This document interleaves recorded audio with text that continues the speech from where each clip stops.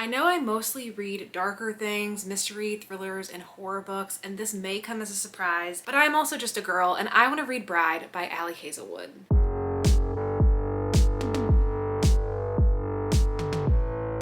I read a handful of romance books a year. That's typically reserved for Emily Henry, who I love, Abby Jimenez, who I'm recently really starting to like, and then one or two books that just pop up on my radar because everybody is raving about them. And I have read from Ali Hazelwood before. I did read The Love Hypothesis. I actually vlogged my entire experience reading that book, and that just wasn't really my cup of tea.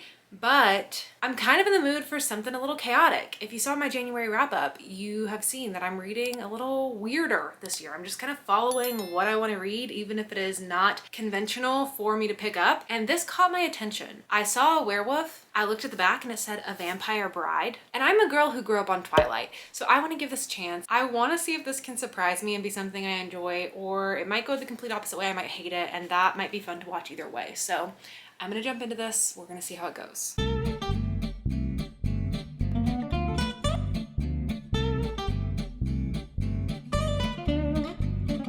Why is vampire blood purple and werewolf blood green?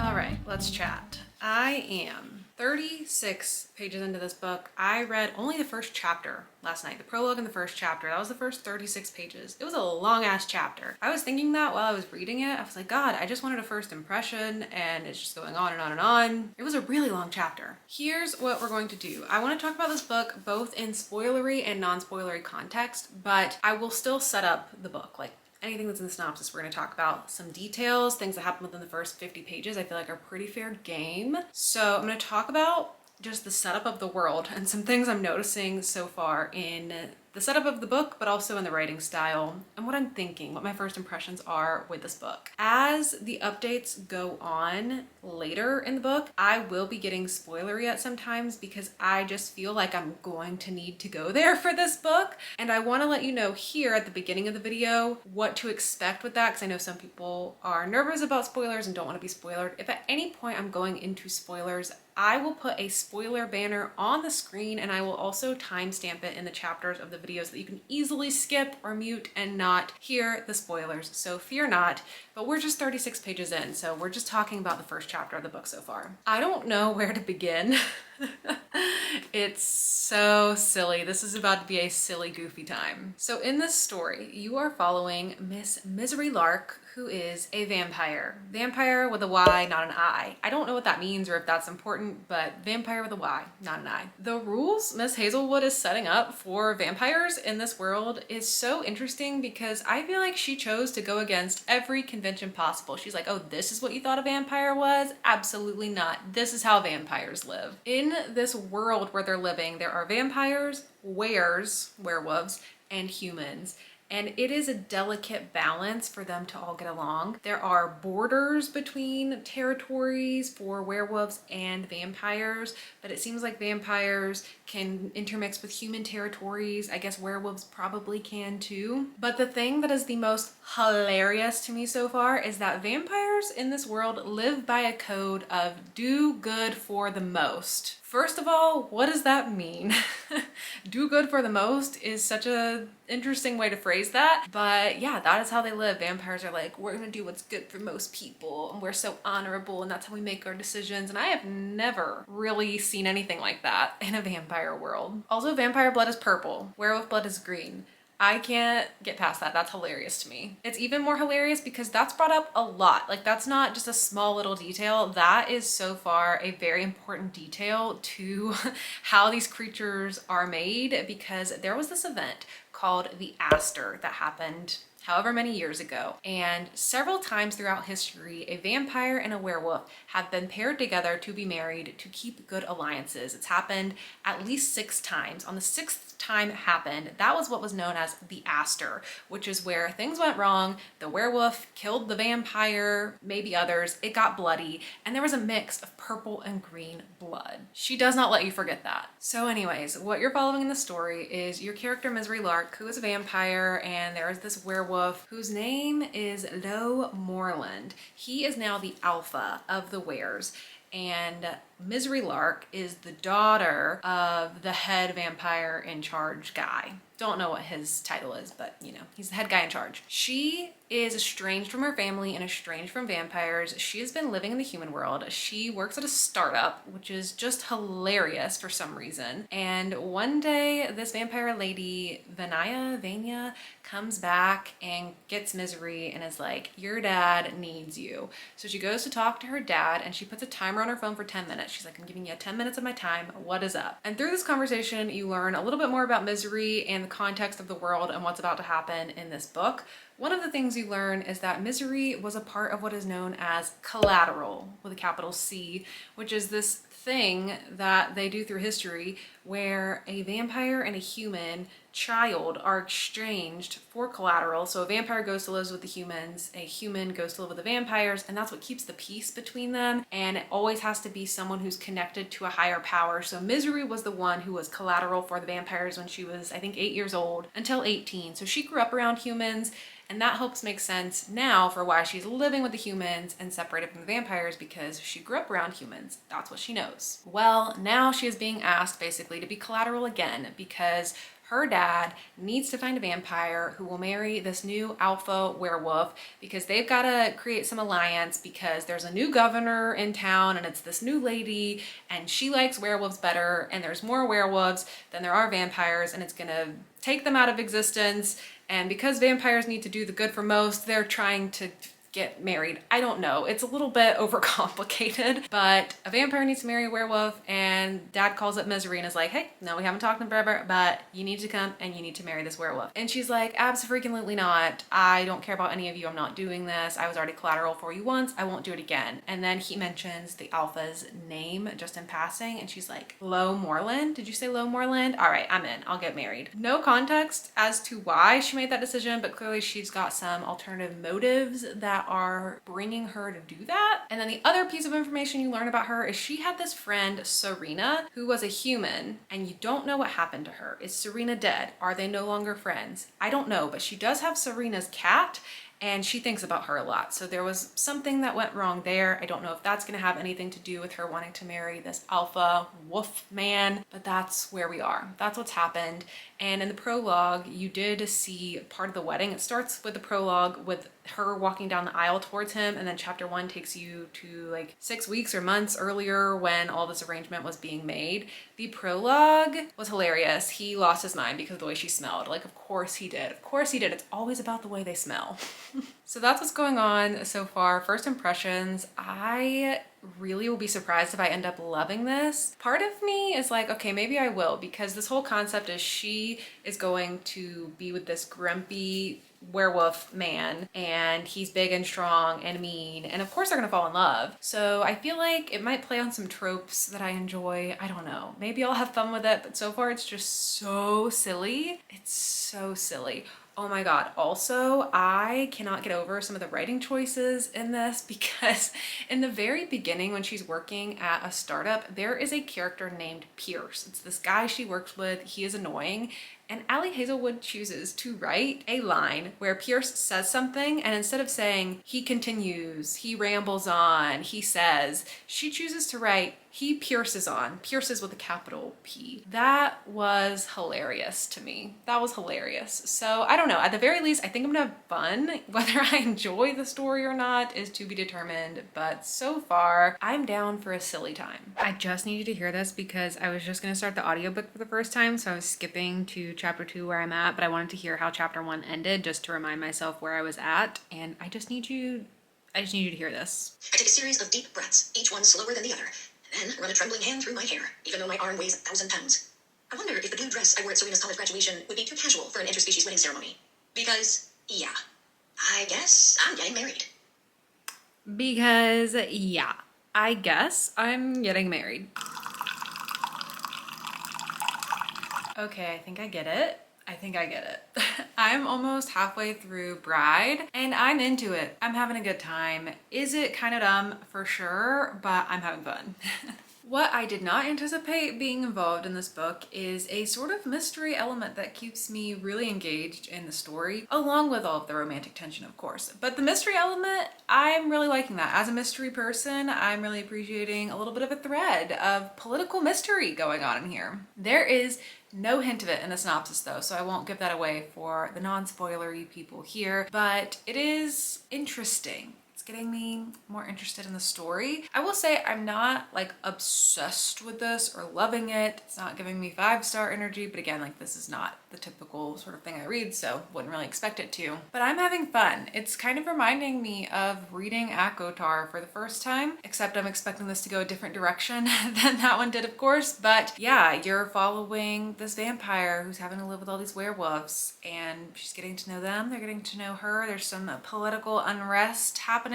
There's this personal mystery going on in her life. There's some moments of comedic relief and overall just tension building. More subtly though, there's not a lot of, at this point, like in the first 40% or so of the story, there's not a lot of direct romance stuff happening yet, which I like. I like a slow burn. I like tension. I like pining. So I'm having a good time with this. So far, the vampire lady, Misery, definitely seems less interested in the alpha werewolf dude than he does in her as a reader, because Misery's more cynical, and in general, like there's a little child in the book and Misery's just like obviously being soft with her and playing with the child and stuff, but still it's just like, I don't really like children, and like I hope she doesn't think we're gonna be best friends. Like that's not where this is going. Don't come sit in my lap. I mean, like, I guess, like what am I gonna do about that? I don't know. So she is more of the grumpy character. The alpha is not a sunshine character by any means though. This is not a grumpy sunshine. He's more, you know, stern, collected, doing his job. But as a reader, knowing what I know about things, you can see he's like resisting her a lot. So far to this point, I would probably say it's like a 3.5-star rating. The first part of the story was really hard to get through. There was just so many silly, weird, ridiculous things that were just written really weird.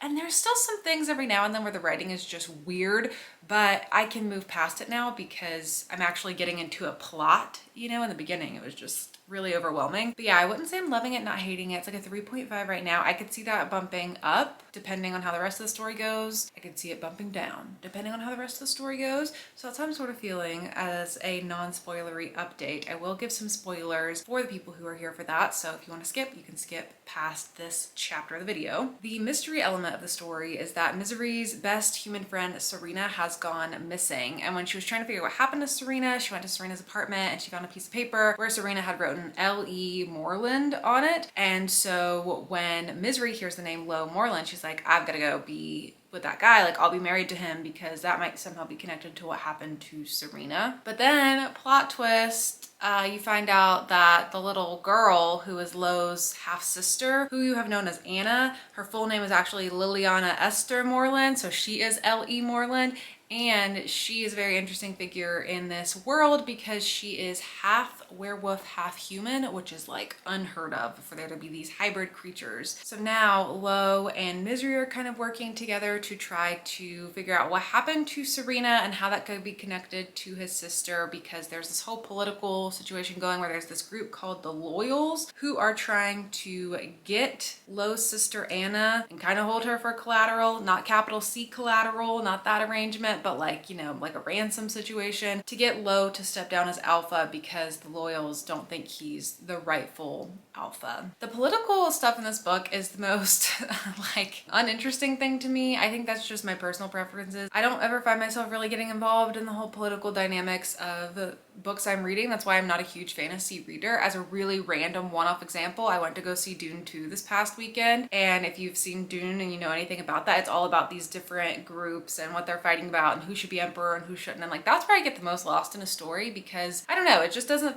appeal to me as much as like individual characters' stories. That's what I like more. So the whole political aspect in this, of like what's going on with the werewolves and the new governor and what's going on with Anna, it becomes most interesting to me when it's centered on Anna as a character and how her background is really interesting and how that relates to Lo, how that relates to Serena. Like, I really like the focused character story. I care less about this whole macrocosm of what's going on around them. But anyways, it kind of seems like there's some things that I could see playing out. Like Serena is either going to be a loyal and that'll be a whole big thing, but I don't think she would. I don't think the storyline we'd watch play out is Misery realizing that her best friend sucks, but I think it's going to lead you to think that, and then it'll be like, oh, just kidding, she wasn't actually loyal, she was trying to destroy them. Why? I don't know. Maybe Serena is half something. There's also some weird things with Misery where she really likes to eat peanut butter. That scene, the freaking peanut butter jar, first of all, that was the longest scene I've ever read of someone making a peanut butter and jelly sandwich. And second of all, the way that she just kept looking at the peanut butter and thinking about the peanut butter, I was like, what the fuck is going on with this peanut butter? This better have some sort of significance. And the significance was just that, oh, Misery eats peanut butter, and that's super weird because vampires don't really eat. And she sees it as like a shameful thing that she's eating not for survival, which is an interesting aspect of her character as well. But anyway, that was a random peanut butter tangent, but that scene just stuck out so much to me. It was so strange. It's also kind of obvious that Anna, being a werewolf-human hybrid, is starting to set up the expectation that, oh, people from different species can breed, which, like, come on, it's a vampire werewolf romance. I'm sure we're gonna lead to some activities, you know, and maybe they will stay married and want to have a vampire werewolf child in the future, and then it'll be, I don't know their parents' names. I was gonna make a Twilight joke of Renesmee, which is like the weirdest name ever, but we don't know their mother's names to combine them. But if this book does that, I will honestly kind of love it. That would be hilarious. I do expect this to get pretty smutty from what I'm seeing about it now. I've started seeking out more reviews now that I've been reading this to see how other people feel about it, and I'm expecting some spice. So far, not much spice, but we're still early on. It's a slow burn, there's tension, so that seems normal to me. I thought the peanut butter was about to become a spicy scene. I was like, what is she about to do with that peanut butter jar? It was really making me nervous. I was like, I don't know if I'm gonna like the direction this is heading.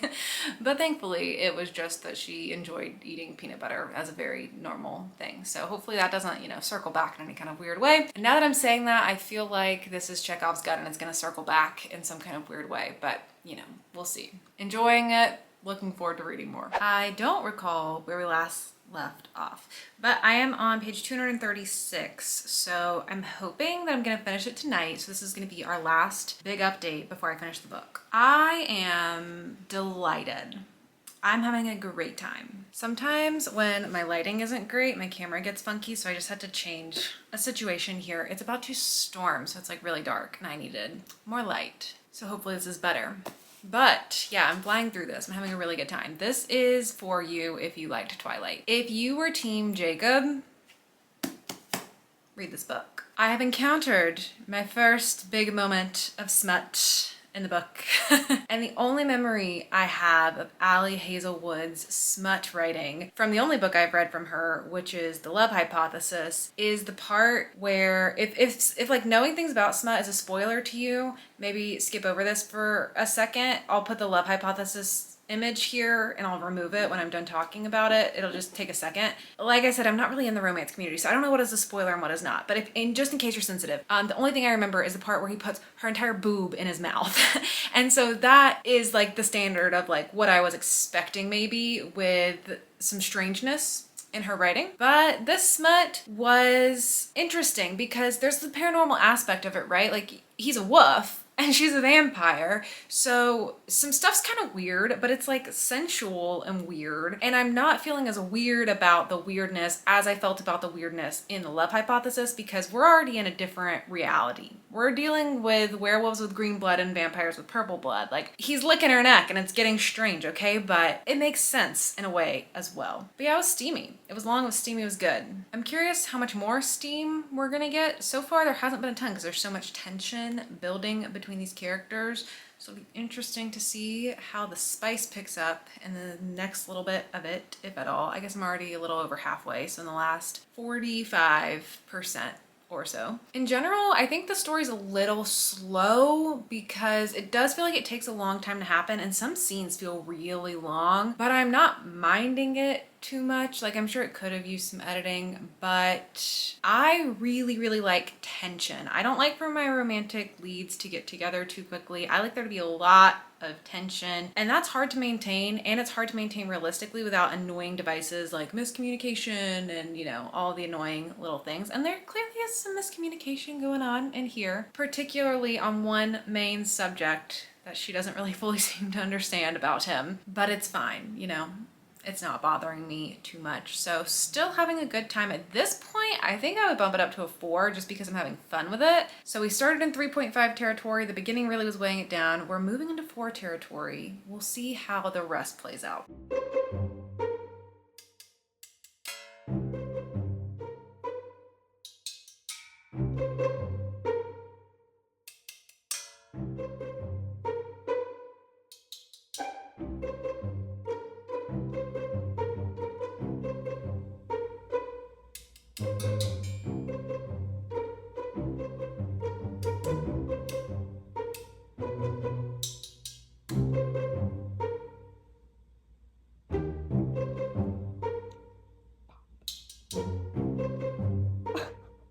I finished Bride last night, and let me start by saying I did not know what nodding was.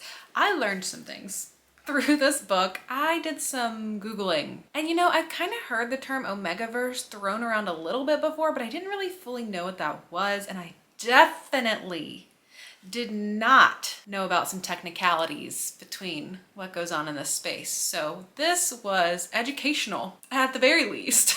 I actually really liked this. I had a good time with it. My rating did boost up as I was reading the book. Initially it started with a 3.5. I'm going to end this on a 4-star. And this was a really nice little redemption for me with Ali Hazelwood because everyone's been loving Ali Hazelwood books for years. Although I have heard some mixed things, like I feel like people read her books en masse, but I also hear people saying largely that her books feel very repetitive because they're often big man, tiny woman, science background, and it just feels like rinse and repeat through a lot of her stories. So that's why I haven't read anything after The Love Hypothesis, because I just presumed they were all kind of the same since then. But I know she wrote a book about chess, which I think is YA, and then maybe there's another that's a little bit different, but this one is super different because it is paranormal. And I do think that helps a little bit because Ali Hazelwood, from, you know, the 2 books I've read from her now, is a silly, goofy little girl. Like, she is a silly, goofy writer, you know? There are some silly things in here, and it is more palatable for me personally in a paranormal romance story because there's already this layer of unreality to it all that it just feels like it fits better. So I liked this. I will definitely read from Ali Hazelwood again. You know, I didn't hate The Love Hypothesis when I read it, but it just didn't inspire me to pick up more from her. It's been years since I've read from her, and after reading this, I'm feeling a little more inspired. I would pick up more from her way quicker than I did between The Love Hypothesis and this one. I do want to go into some spoilers just to talk about the book as a whole, and then I'll talk non-spoilery again to talk about the book as a whole and my final thoughts. So you can skip this spoiler chapter if you would like. If you want to stay, we're gonna go into spoilers. The main thing about this book that could be potentially frustrating for readers, and was a little bit frustrating for me, is it takes a really long time for them to get together, but it takes a long time for Misery to put 2 and 2 together that she is his mate, not that he has some other mate, because Misery is thinking that he has this female mate named Gabby, who is the other part of the collateral situation, who's going to live with the vampires, because of something she overhears at the wedding where she hears someone mention his mate and talking about Gabby. As a reader, knowing this is a romance book, knowing these are the 2 romantic leads, I'm like, duh, you're his mate. And so I had to keep reminding myself of the context of her experience in this book as a vampire. Why in the world would she think he is his mate? And it was very realistic for her to not think that. Plus she did hear someone over saying Gabby was his mate, and just based on other things that she has in the context of all the information she's being given, like, okay, of course she wouldn't think that she is his mate. But as the reader, you're like, girl, you are his mate. He loves you. Pay attention to that. And I did write down when I got to page 260, I was like, God, it's a little frustrating. I'm at page 260 and this girl still thinks Gabby is his mate. And why in the world would Gabby be his mate? But like, I mean, it makes sense for her perspective. What did annoy me though is when she finally is starting to sense this and she's like, oh my God, am I your mate? Like, I get it and it's fine. Like, I can love you back. And he stops her and is like, you shouldn't use where words, you won't understand, like you don't get it. And he's kind of implying you're wrong and you're not my mate. And so then she, you know, is having this progress of seeing like, oh, maybe I could be his mate. And then she immediately gets shut down. And that's a kind of painful scene to read. He's really weirdly mean to her, and it feels really uncharacteristic the way he's behaving after the way he's behaved with her the whole book. Because they were in her apartment, like her old apartment at that time during that scene, and there's like a moment where he's like staring at her feet or something, and then it mentions that he's staring over her shoulder while he's having this conversation with her. I thought surely he must have picked up on some surveillance technology being in there, and I was like, oh, he must have seen that there's a microphone recording them or a camera on them, that whoever the bad guy is has her apartment bugged, and he doesn't want them to know that she is his mate, because if they know that she is his mate, they're gonna hold her to hurt him, and he doesn't want that to happen. So he's protecting her by faking that in this moment. I really thought that was what was happening, but I guess that's not what was happening. He was just kind of trying to push her away for the sake of like self-sabotage in a way. I would have liked my explanation better. I think it should have gone that way. Although he's really bad at technology, so would he even have noticed surveillance or bugging of the place? Probably not realistically, but I don't know. I feel like that would have made a little more sense for his really big behavior shift in acting that way. Like in the end, we find out Serena has been in the vampire nest the whole time, which I thought was a good reveal. That was surprising. And then, you know, they're all getting pulled together, and Misery sees her brother Owen bringing in Lo in handcuffs, and she thinks in that moment that Owen has betrayed her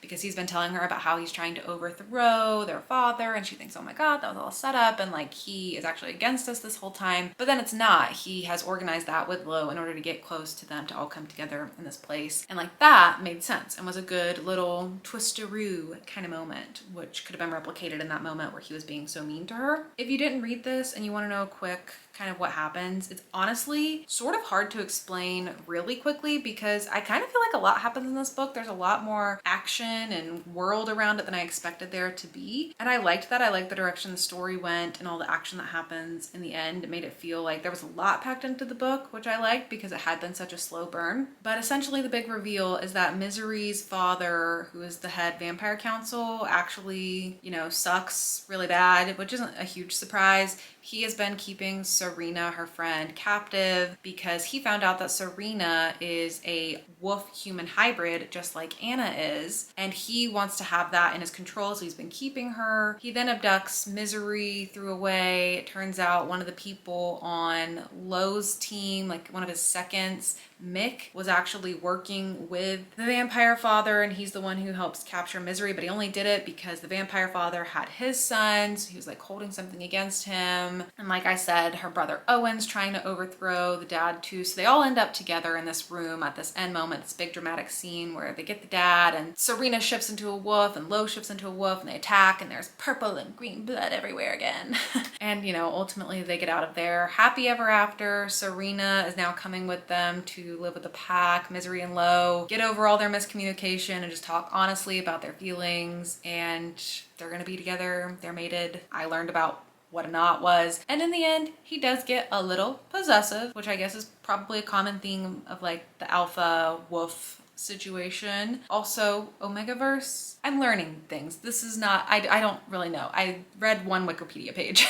Not my thing, how possessive he gets in the end. A little toxic. Wasn't the worst I've ever seen. We're also at the end of the book, so I just looked past and like, whatever. Yeah, I mean, if he's a werewolf, she's a vampire, she's into it, it's fine. And then in the epilogue, as they're all together, you see Lo's friend Kian see Serena and obviously have a moment of realization where he's like, oh shit, that's my mate. So I do think this book sets itself up well to have a spinoff, to have a sequel if it wants to. It could follow Serena as this hybrid and Kian's love story. I think that would be interesting to follow. I also think it could be interesting to follow her brother Owen, the vampire, his kind of love story. I could see him meeting someone, also having some hybrid situation. And there's just a lot more to explore in this world, with Serena and Anna both being hybrids, being uncertain of what that means, what the future looks like for them, the political context around it all, and the alliances, now that Owen's stepping into a place of power in the vampire space and he wants to change things up a lot. And you have their dad, who it was kind of left open-ended whether they killed him or not, and I think you could explore, if they chose to not kill him, him coming back in as an evil villain again. So I think there's a lot left to explore in this universe. I don't really know if Ali Hazelwood has done series before before, or like things in the same universe before. I don't know if she's interested in doing that with this book. I would maybe pick it up if she did decide to do more off of this, but the potential is definitely there. Also, I have a Target edition. It's not obvious because I took the sticker off, but this was a Target edition which had some exclusive material in the back, which I presume was the section I read, which was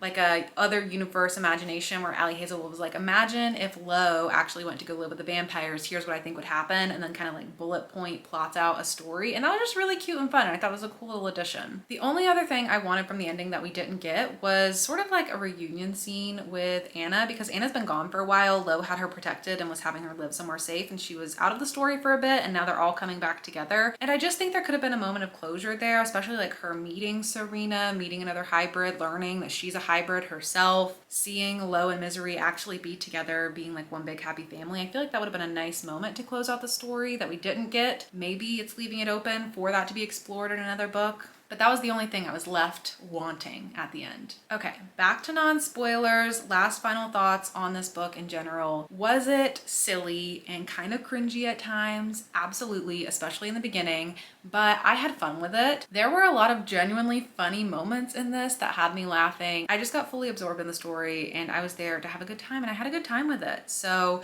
if this sounds like something that you think you could enjoy, then I would say pick it up, because it was a surprisingly good time. I will say, I'm no expert in romance books and definitely not in werewolf books. And maybe if you've read a lot of other werewolf books, this wouldn't stand out to you as being really fun. But because this is like the only thing, I have nothing to compare it to, I thought it was a really good time. And I kind of like that. I like branching out of my reading something different and being surprised by it, because I don't have all these comparison things. This is the first book of its kind I have ever really encountered personally. And I thought it was just something fun, something to pass the time. And yeah, I really liked the romantic tension between the leads. Liked watching them get together. The political stuff was a little overwhelming at first, but I don't know, it added to the story, had some nice action at the end, and I could see this being spun off into more books that I think I would pick up. So that is it for Bride. What an experience it was. What a ride. Let me know down in the comments below if you've read Bride and what you think about it. And let me know if you were surprised by the experience that I had with the book. But that is it for me. Thank you so much for watching, and I'll see you all in my next video. Bye.